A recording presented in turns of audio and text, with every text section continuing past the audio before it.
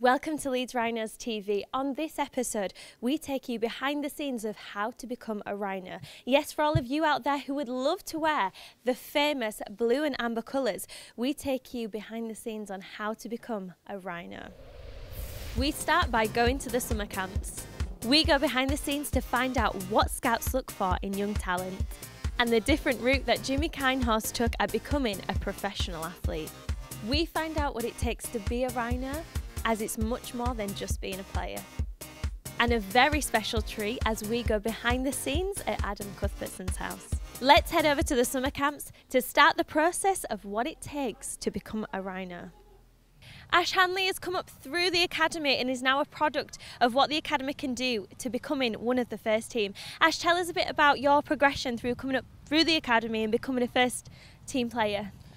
Yeah, I came up when I was 16 from the under-16 scholarship system, and came in as a young lad, not knowing really what to expect. And you just got to try your hardest, push as hard as you can in training. And it's a big step up from 16s to come into the academy, and then played 2 years in the academy and then jumped up to the first team, and that's an even bigger step up.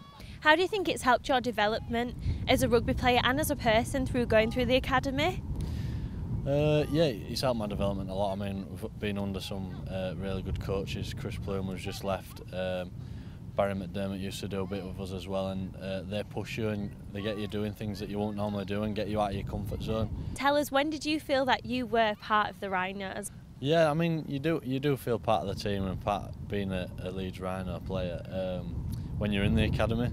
Obviously, you've got a good bond of mates in there, which I'm still mates with now, even though some of them have passed on from the academy. I'm still mates with them outside of rugby, but I don't know if there's a better feeling than when you first step out on the pitch and play in front of the crowd and you score a try or whatever, and it just feels really good for you. It's really important for us lads to come down here and show a bit of support and join in with some of the games that they're playing and show them that they've got a chance of, I know they're only young, but if they want to do it and they're enjoying it, then they can go through the system just like a lot of us did.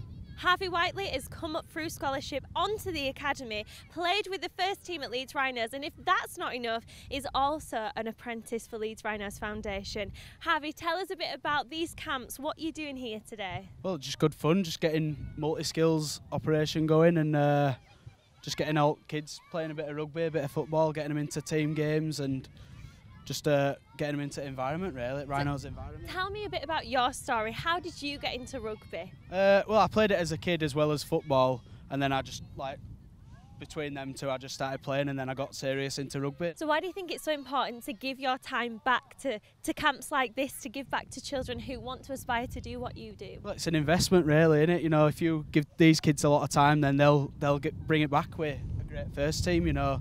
They all come up, don't they? So. And that's something you said off camera that you want to do.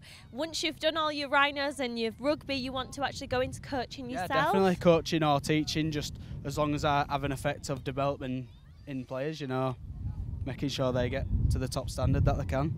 So you went through the transition of being at school and then becoming a rugby player. How was that transition for you? Well, it were tough at start, but I got used to it and just went through the way that we were meant to go. So yeah, it was good going from playing rugby at school and that to playing full time, you know. And what did you have to do differently? So did your diet change? Did you have to do different classes? Like, how did you actually manage Not that? so much, just keep your head on and just keep working at it. If you've got that goal, then just you'll get forward and you'll achieve it, you know. And how did you know you were eating the right things? Like, did you have a nutritionist? Yeah, we've got us nutritionist up in academy, and he's really good with us. So he just keeps us on track. You know, it's not fully strict, but as long as we're eating the right stuff at right times, then we can have a treat every once in a while, you know. And in terms of your schoolwork, how did you manage that? Well, just kept my head on, kept working hard. You know, school's still important, you know, but you can't just sacrifice one thing. So if you keep working hard at both of them, then it should pay off. Rob Burrow has been at Leeds Rhinos for 17 years, coming up through the academy to then getting his place on the first team. Rob, you're starting a new exciting role soon. Tell me a bit about it. Yeah, throughout my career at Leeds, I've been involved with the youth, and it's something I'm real passionate about. So when I finish at the end of the year, I'll be taking up a role, you know, hopefully playing a part in the next generation of players to come to the first team. So it's an important role at the club, I think, to develop the young guys, and if I can add to that after I finish playing, then I'll be happy with that. So you know firsthand what it's like to come up through the academy. Tell us a bit about what it was like being an academy player. It was good, certainly in the academy days, the best days in your life in a way, because there's not much pressure, yet you're playing for the club you want to play for, and playing at the amazing ground of Hanley and playing for a great club. So it's first class on the youth at this club. They really do give you a great opportunity to become a professional player. So I loved every minute of it, and I wish I could go back and do it all again. I'm quite envious of these young lads who were just starting out now. So it's your last year as a Leeds Rhinos player. Can we convince you to stay another year? Is that it for now? Yeah. It's I've thought about it long enough for a few months, so it's not just a decision I've made on the spot. I've been thinking, the pros and cons of it, and whilst physically I probably could do another year, but I want to go out on my terms. I want to be healthy for my kids after and stuff like that. So I think it's the best. But I'm really excited about this next role as well. What do you think constitutes being a Rhinos? It's not just being a player, but it's more to it being a Rhino. Tell me what you think. Yeah, it's a good question. I think it's all about the club. Not only is it a good rugby league club, but it's great in the community. It's about being involved in the community. It's about representing the club as a whole. You play on the weekend, but during the week you're an ambassador for the club, and going to events like this, it's part and parcel of being able to call yourself a Rhino. It's the best club in the world. I'm biased, but everybody wants to be here, I'm sure, if they got the opportunity. What a perfect answer. Rob, tell me, yeah, definitely. What do you think has been the highlight of your time at Leeds Rhinos? If you can think of one. Yeah, well, that's it. I've been blessed to have played in a lot of big games with some really special players. So I couldn't name any of the grand finals, but I think the best moment for me, or one that stands out, is as a fan growing up wanting to play, I always want to see my name at the back of a Leeds Rhinos shirt. So when I walked in the changing rooms for the first game, to see my name on the back, albeit spelt with an S on the end, so it was spelt incorrectly, but I'll always remember the coming in. It was Burrows at the time, 29. So that's a memory I'll live with me forever.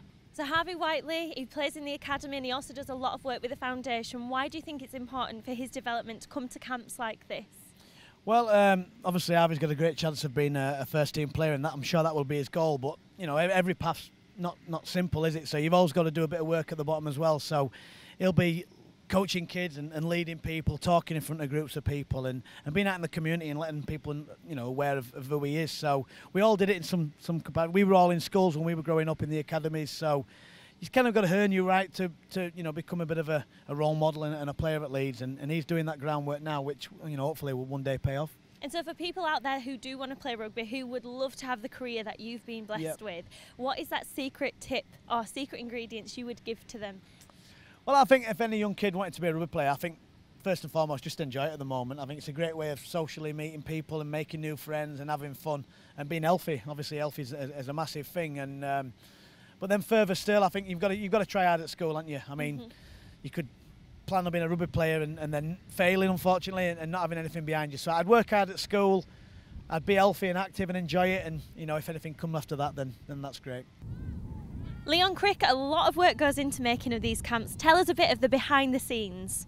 Well, we work with community clubs all through the year, and obviously when the kids are not in school, they're probably at a bit of a loose end. So we try and put camps on at some of the clubs that we work with, and spread them out across the city and a bit wider, and it just gives kids the chance to get out, run about, and give the mums and dads or coaches a break, I guess, when they're not at school. And why do you think it's so important for the development of young children to come to camps like this? Well, I think with our camps we try and not focus on rugby too much, which might sound daft seeing as we're Rhinos, but we do multi-sport, and it just kind of takes all the rugby kids out of the comfort zone a little bit, gets them to try new things, and it's all around them sort of moving about, staying active and having fun, and then if they take that back into their rugby clubs, hopefully it'll help them improve at that as well. So Leon, being a Rhino is not just being in the first team, it's not just being a member of the foundation, it's much more than that. Why do you think it's so important to give kids the opportunity, like these camps, not just to play rugby, but to do other multi-sports? Well, obviously we work with kids in schools, in clubs, and obviously first thing they see with us is Rhinos and rugby. But I think we try and focus on the fact that kids need a healthy body, healthy mind, and on the camps we get them active so they're running about, but then we also keep their brains active. So they do a bit of rugby today, they've done some football, rounders, they've done some running, they play bulldogs at the minute, and they've also done some activities inside in their workbooks. So it keeps the mind busy and the body, which I think they need if they want to keep going ultimately as a rugby player. We've had an amazing experience at the Leeds Rhinos Foundation camps. Join me in part 2 as we find out the process of scouting for a Leeds Rhino. Yeah!